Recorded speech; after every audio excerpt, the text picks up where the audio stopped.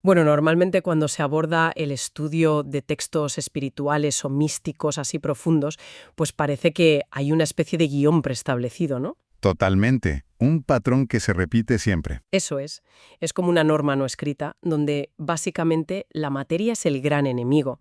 Se presenta el cuerpo humano casi como una especie de prisión de hierro oxidado, o sea, un lastre, un mundo físico que es una trampa constante llena de distracciones. Claro. Y bajo esa premisa, el objetivo final del espíritu no es otro que huir de todo esto lo más rápido posible. Es una visión súper binaria, la verdad. Exacto. Lo material es inherentemente malo, turbio, y lo etéreo es la única salvación posible. Pues es que esa es una herencia filosófica inmensamente antigua. Esa idea del ascetismo clásico lleva siglos ahí. A lo largo de la historia, muchísimas tradiciones han enseñado a rechazar lo tangible. Ya sabes, mortificar el cuerpo para, de alguna manera, intentar liberar el alma. Se asume por defecto que espíritu y materia están en una guerra constante e irreconciliable. Una guerra total. Como si el mundo físico fuera exclusivamente un valle de lágrimas del que hay que escapar a toda costa.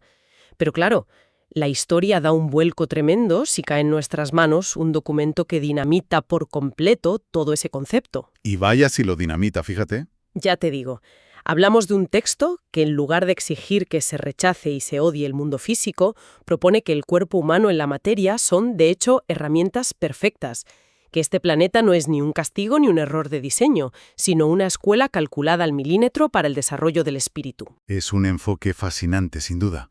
Por eso hoy estamos analizando unas notas y documentos interesantísimos que nos han enviado para esta exploración a fondo, pensada especialmente para quien nos escucha al otro lado. Nuestro objetivo de hoy es desentrañar la profunda filosofía de un texto fechado el 27 de febrero de 1949, en México. Unos escritos extraídos de lo que se conoce como el Gran Libro de la Vida. Exacto. Eso es. Y nos vamos a centrar en un segmento muy específico que se titula Israel, de tribu a antorcha.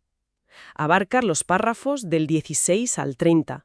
Y la verdad es que el contexto de estas fuentes es absolutamente vital para entenderlo. Sí, porque nos sitúa frente a una filosofía espiritual que redefine de manera súper radical la relación entre el espíritu y la materia. Y ojo, que estamos hablando de algo inusual para mediados del siglo XX. Además, articula una misión de escala completamente global, alejándose muchísimo de los misticismos aislados o de las típicas sectas cerradas. Nada de esconderse en la montaña, ¿no? ¿Qué va, qué va? Propone una estructura donde la espiritualidad tiene que bajar al barro, por así decirlo. Tiene que interactuar de tú a tú con la sociedad entera. Vale, pues vamos a desgranar esto, porque el salto cualitativo que da el documento ya al inicio de sus postulados es digno de un análisis profundo. A ver, para comprender cómo esta filosofía nos exige relacionarnos con el mundo material, primero hay que entender a quién se le está encomendando esta misión y cómo ha cambiado su magnitud. Claro, el contexto histórico dentro del propio texto. Eso es. El texto divide la historia espiritual en grandes eras, o lo que llama tiempos. Y menciona un primer tiempo donde la misión era puramente tribal, o sea, una sola tribu guiando a otras 12 bajo un marco de leyes súper estrictas. Pero la cosa cambia al llegar a lo que el documento denomina el tercer tiempo. Ahí da un giro tremendo. Sí, porque la responsabilidad recae sobre un grupo muy particular. Habla de 144.000 señalados. 144.000, exacto. Lo fascinante aquí es cómo cambia el paradigma. Reside en cómo se transforma el concepto mismo de pueblo elegido, o de liderazgo espiritual. A ver, ya no se habla de un liderazgo exclusivo, de un club VIP cerrado que atesora la gran verdad solo para sí mismo. Ya no hay secretismos. Cero. El texto declara abiertamente que la misión de este grupo es ser un pueblo que guía a los demás pueblos. Se rompe de un plumazo cualquier barrera de exclusividad y se impone una responsabilidad de servicio global. Ostras, es que suena exactamente igual a la evolución de un proyecto de tecnología hoy en día. O sea, un desarrollo de software. A ver, ¿cómo es eso de la tecnología? Pues mira, durante ese primer tiempo operaban como una pequeña startup en fase beta, muy cerrada, accesible solo para un grupo súper selecto de usuarios fundadores, que serían esas 12 tribus. Todo muy controlado. Ajá, lo veo. Pero de repente, los creadores deciden que es el momento de liberar el código. El proyecto se vuelve de código abierto, o sea, open source, accesible a escala planetaria. Ya no hay muros, no hay fronteras, cualquiera puede implementar el sistema. Me encanta, ¿sí? Y esos 144.000 pasan a ser simplemente los desarrolladores principales, ¿sabes? Los guías que enseñan al resto del mundo a usar el código por sí mismos. No son los dueños de la verdad, son solo los facilitadores. Pues fíjate que esa perspectiva tecnológica encaja a la perfección con el espíritu del texto, porque en un entorno de código abierto el objetivo es dotar a otros de herramientas para construir su propio camino, no someterlos bajo un monopolio corporativo. Y hay un detalle lingüístico en esta sección del documento que demuestra una visión extraordinariamente adelantada para 1949. ¿A qué te refieres exactamente? Pues a que se evita por completo el uso de la palabra razas. En su lugar, el texto prefiere hablar de etnias, de lenguas, de colores y de castas, y asegura que absolutamente todas seguirán esta luz a través de los desiertos de la vida. Ostras, es que es un matiz brutal. Pensemos un momento en la fecha. A mediados del siglo XX, justo después de la Segunda Guerra Mundial, el concepto de raza seguía impregnando la política, la ciencia, la sociedad entera, y muchas veces con fines tremendamente destructivos y de segregación. Totalmente, estaba a la orden del día. Entonces, elegir la palabra etnias es un acto de sensibilidad humana enorme. Reconoce la diversidad cultural de facto, pero sin establecer esas jerarquías biológicas inventadas que tanto daño han hecho. Estoy convencido de que es intencionado. E incluso iría un paso más allá, porque al emplear ese lenguaje tan conciliador, el texto redefine también otro pilar fundamental, que es la idea de la tierra prometida. Que históricamente siempre ha traído tela. Se ha entendido siempre como un territorio geográfico a conquistar. O sea, un pedazo de tierra literal en un mapa por el que hay que luchar y derramar sangre. Sin embargo, en esta filosofía, la tierra prometida muta. Se transforma en una patria espiritual. ¿Un cambio de concepto total? Exacto. Pasa a ser un estado de conciencia universal. Es un destino puramente interior, al que todas las culturas y etnias del mundo deben ser guiadas después de atravesar las dificultades de la existencia material. Pero claro, si decimos que esta misión ahora es global, que es un proyecto de código abierto y que involucra a sociedades enteras operando en pleno mundo real, pues a mí me surge un problema práctico inmenso. A ver, cuenta. Pues ¿cómo deben estos guías interactuar con el mundo físico sin acabar corrompiéndose?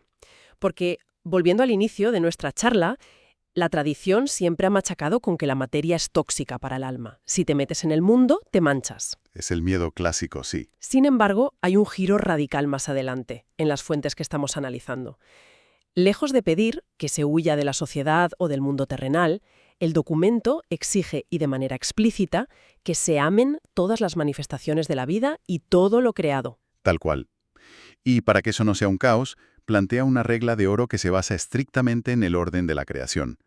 El texto establece que cada criatura, cada elemento y cada manifestación física tiene un lugar exacto dictado por el Creador. O sea, no existe absolutamente nada superfluo en el universo. Todo tiene un porqué, entonces. Todo. La clave de este asunto está en el orden de las prioridades. Dice que el amor a lo divino debe ocupar el primer lugar indiscutible.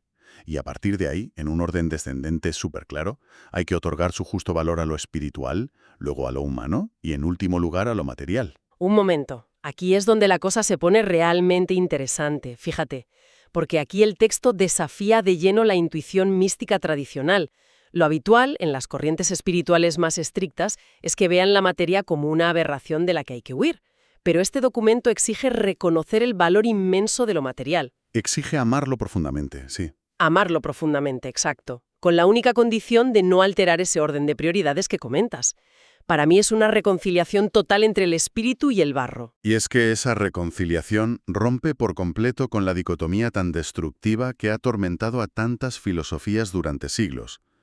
El mensaje subyacente que te deja el texto es que la materia jamás ha sido el enemigo. ¿Y cuál es el enemigo entonces? El verdadero enemigo, la raíz de toda la corrupción que vemos, es el desorden. Cuando el ser humano coloca lo material por encima de lo divino, de lo espiritual, o lo que es peor, por encima de la propia dignidad humana, ahí es cuando surge la idolatría. Pero la materia, en su esencia más pura y puesta en su lugar correcto, se describe como una maravilla absoluta. Claro, cambia la perspectiva. Es que de hecho la visión que ofrece del cuerpo humano es profundamente dignificadora. Lejos de catalogarlo como un lastre o una carga, el texto afirma que ha sido dotado de una perfección absoluta para ser, y cito, un instrumento perfecto para uso del espíritu. Ostras, es que es un cambio de perspectiva que lo transforma todo. Yo como lo visualizo es de esta manera. Imagínate que dejamos de ver el cuerpo como una típica jaula de hierro oxidado donde el pobre espíritu está preso y gimiendo por salir. Ajá, la imagen clásica. Claro.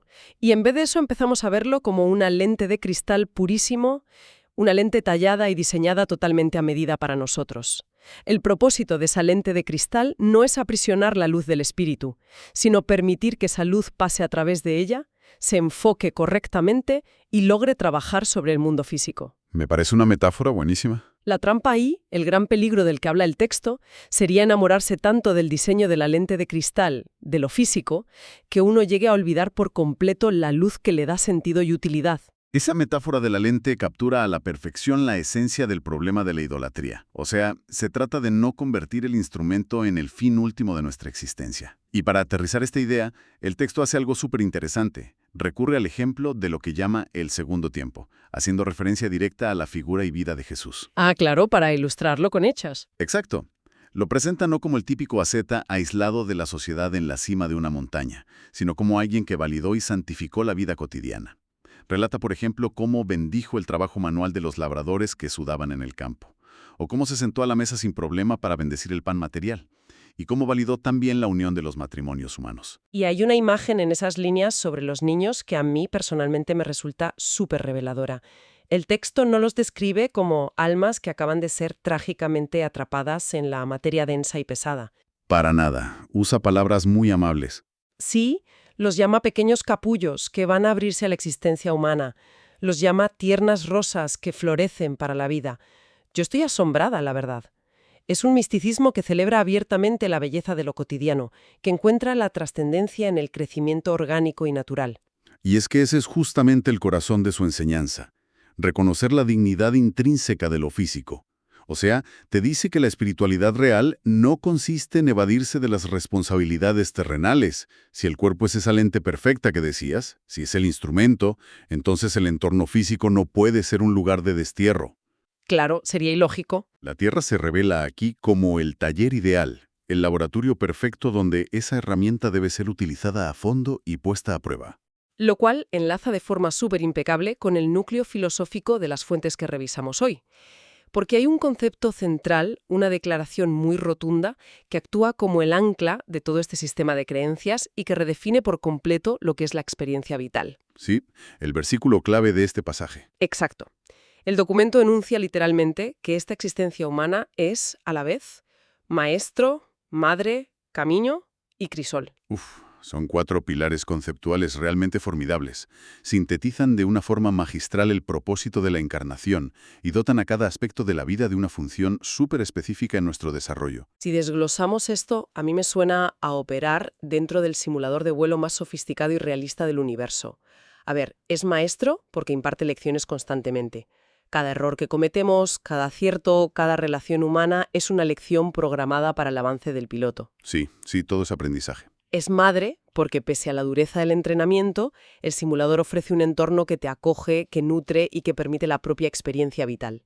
Y es camino porque te traza una dirección evolutiva clara, un progreso que va de la ignorancia a la sabiduría. Todo muy estructurado. Pero a ver, yo entiendo perfectamente la función reconfortante de ser maestro, madre y camino, pero la palabra crisol irrumpe ahí con una dureza tremenda. O sea, un crisol es donde se queman las impurezas a más de 1000 grados de temperatura. Suena a que la existencia terrenal está diseñada para someterte a un castigo bastante severo. Bueno, el matiz fundamental aquí es que hay que diferenciar entre castigo y refinamiento. La palabra crisol aporta el contrapeso de la realidad empírica frente a esa dulzura de la madre o la paciencia infinita del maestro. Dale, ¿y cómo funciona ese contrapeso exactamente? Pues mira, en la metalurgia, un crisol es ese recipiente extremadamente robusto que está diseñado para no derretirse bajo un fuego extremo. Su única función es elevar la temperatura de los metales fundidos para que las escorias y todas las impurezas suban a la superficie y puedan ser retiradas. Así dejan solo el oro o la plata en estado puro. Vale, la metáfora es potente. Mucho. Pues la existencia humana hace lo mismo. Utiliza el dolor, la pérdida, la frustración, pero ojo, también el éxito rotundo y la alegría más desbordante. como ese fuego purificador. Espera, eso es fascinante. O sea, me estás diciendo que no solo el sufrimiento actúa como fuego, sino que la alegría inmensa y la abundancia material también son parte de esas altísimas temperaturas que ponen a prueba el espíritu. Efectivamente. Y a veces son la prueba más difícil. La abundancia extrema dentro del crisol de la vida pone a prueba si el espíritu se vuelve arrogante y despótico, o si por el contrario mantiene la humildad y la gratitud. Qué interesante. Mientras que el sufrimiento, pues prueba la resiliencia y la fe. Ambas polaridades, tanto lo bueno como lo malo, sirven para crisolar. Sirven para templar el carácter y capacitar al espíritu. El objetivo último, según este documento, es dotar al individuo de una fuerza enorme para resistir pruebas mayores y comprender realidades más elevadas cuando retorne a la vida puramente espiritual. Es una escuela sometida a altísimas temperaturas, desde luego. Sin duda. Pero siempre motivada por un propósito formativo profundamente amoroso, no sádico. Y algo vital que subraya el texto sobre este simulador o sobre este crisol es que tiene un límite innegociable. Recalca una y otra vez que esta existencia terrenal tiene un hasta aquí. Es temporal, por diseño, caduca. Y menos mal, ¿no? Ya ves. Y esta limitación temporal es la que obliga al espíritu reencarnado a hacer un ejercicio de discernimiento continuo. Debe comprender qué le es lícito desear y qué debe dejar ir, entendiendo que, vamos a ver, no tiene ningún sentido aferrarse desesperadamente a lo que por su propia naturaleza física es efímero. Totalmente de acuerdo. Y es que esa conciencia constante de temporalidad es el antídoto perfecto contra la idolatría de la materia de la que hablábamos antes. Claro, te pone en perspectiva. Exacto. Si uno sabe fehacientemente que está solo de paso en un aula de aprendizaje, pues no invierte toda su energía o todo su dinero en intentar comprar el pupitre o en quedarse a vivir en el colegio para siempre. Se absorbe la lección pertinente, se utiliza el material didáctico con el máximo respeto y se avanza hacia el siguiente nivel. Tiene toda la lógica. Y el producto final de esta educación tan exigente, el resultado que busca crear esta escuela, es la formación de lo que el texto denomina discípulos plenos de conciencia. ¡Ostras! Y ahí el énfasis se pone enteramente en la acción, ¿eh? Porque el documento afirma que estos discípulos, fíjate lo que dice, que incluso si fueran mudos y no pudieran articular ni una sola palabra de toda esta doctrina, lograrían hablar al mundo entero a través de sus obras, de su ejemplo y de sus virtudes cotidianas. Es maravilloso eso. O el trato que le das a tu familia demuestran que comprendes el valor de la materia, sin ser un esclavo de ella, pues tu propia existencia se convierte en un mensaje transformador. Volvemos un poco al concepto del código abierto, ¿verdad? Exacto. Al vivir de forma armónica dentro del crisol, la persona se convierte orgánicamente en esa antorcha que ilumina el camino de los que están alrededor, sin ninguna necesidad de imponerles dogmas por la fuerza. Bueno, pues llegados a este punto en nuestras exploraciones a fondo, siempre nos surge la necesidad vital de aterrizar todos estos conceptos. Porque claro, la pregunta es obligada. ¿Y todo esto qué significa en el día a día? ¿Cómo se traduce una filosofía espiritual tan compleja, escrita en 1949, a la vorágine absoluta de nuestra vida contemporánea? Es el gran reto, ¿sí? Pensemos en un lunes cualquiera, ¿vale? El estrés a tope, la bandeja de entrada del correo desbordada, un conflicto laboral absurdo, el atasco de tráfico interminable de por la mañana, o las pequeñas alegrías de una cena en familia. Comprender que cada contratiempo frustrante o cada éxito fugaz no son accidentes caóticos, sino partes integrales de ese gran libro de la vida, de ese crisol, pues te cambia la narrativa interna por completo. Transforma de raíz la percepción de tu propia realidad. Se deja de interpretar el mundo desde la postura pasiva de una víctima que está a merced de un universo hostil y se asume el rol proactivo de un estudiante en un entorno súper riguroso, sí, pero lleno de un propósito mayor. ¿Te da un poco de paz mental? Mucha. El simple hecho de recordar en medio de una crisis personal o un bache profesional importante que uno se encuentra metido dentro de un crisol formativo ayuda enormemente a mitigar esa sensación espantosa de ser aplastado por el peso del mundo. Proporciona una perspectiva elevada donde cada interacción, por banal o trivial que nos parezca en el momento, tiene un valor profundo de aprendizaje. Es una filosofía que te dota de una armadura emocional increíble para enfrentar la sobrecarga moderna. Sin embargo, tela con esto. El análisis de las fuentes nos lleva a un punto final que no es para nada complaciente. Hacia el final del documento que hemos analizado hoy, se lanza una advertencia sumamente severa. Sí, no se anda con rodeos el autor. Para nada. No asume en ningún momento que este equilibrio y este aprendizaje se vayan a dar de forma automática o que estén garantizados por ser quien eres. De hecho, cierra con una imagen metafórica que a mí me resulta verdaderamente inquietante. Es una sección que te exige una reflexión profunda sobre la responsabilidad que conlleva el conocimiento. El texto describe un panorama mundial bastante oscuro, donde la inmensa mayoría de la humanidad clama desesperadamente, muriendo literalmente de hambre y sed espiritual, buscando a tientas en la oscuridad un poco de luz, de verdad y de justicia. Un panorama desolador. Y la tragedia real que expone el documento no es solo el inmenso sufrimiento de esas masas confundidas, sino la actitud pasiva de aquellos que precisamente fueron llamados a ser la vanguardia, esos guías que debían ser la antorcha del mundo. Y la metáfora que utiliza es de las que se te quedan grabadas en la cabeza. Relata que esos supuestos líderes, aquellos que poseen el entendimiento y las herramientas, pues resulta que se han sentado a la mesa de un gran banquete y se han hartado de pan y de comodidades materiales, y tras saciarse por completo, en lugar de compartir lo que tienen, se han quedado profundamente dormidos en la silla, sumidos en un letargo de autocomplacencia absoluto. Es una imagen durísima. Lo es. Y mientras tanto nos dice que el mundo que agoniza de hambre a su alrededor apenas recibe las pocas migajas esporádicas que caen al suelo desde esa mesa de abundancia. Representa una crítica demoledora, directa a la línea de flotación del egoísmo y de la típica élite espiritual o intelectual. Plantea un escenario trágico donde quienes de verdad tienen las herramientas prácticas para aliviar el dolor ajeno deciden aislarse en su propia comodidad o en su supuesta superioridad moral. Se creen por encima del bien y del mal. Eso es. Se embriagan tanto de su propia tranquilidad y de su confort que olvidan por completo el propósito de la misión inicial. Y esto deja flotando una autoevaluación muy cruda frente a los principios que acabamos de analizar. Porque vamos a ver, de nada sirve comprender intelectualmente el orden perfecto de la creación o saberte de memoria que el cuerpo es un instrumento maravilloso, si luego ese conocimiento no lo pones al servicio de los que siguen perdidos y sufriendo en los desiertos de la vida. Totalmente. Es el peligro constante de tomar ese proyecto global de código abierto del que hablábamos y, por puro egoísmo o por pereza mental, volver a convertirlo en un club privado, cerrando las puertas con llave y roncando en las sillas mientras dejas que los demás se queden fuera a la intemperie. Toda la belleza inmensa de entender la vida como maestro y como madre se desmorona por completo si se ignora la responsabilidad de ayudar a los otros a transitar por su propio crisol. No podría estar más de acuerdo. El conocimiento exige acción. Pues tras explorar esta perspectiva tan sumamente rica y llena de matices que nos ofrecen hoy estas páginas de El gran libro de la vida, donde, como hemos visto, se reconfigura por completo la antigua guerra entre el espíritu y la materia, queda una última cuestión suspendida en el aire para quien nos escucha. Entendiendo de verdad que el cuerpo es una herramienta de precisión y que la existencia humana no es un error, sino ese fuego purificador necesario para nuestro propio avance, ¿se ama verdaderamente la existencia material con la sabiduría de quien reconoce estar de paso en una escuela temporal del espíritu?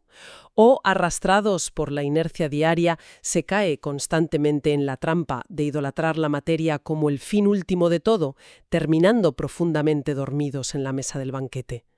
Bueno, un pensamiento sin duda para llevar con uno mismo mientras se sigue habitando este inmenso y fascinante crisol que es la vida.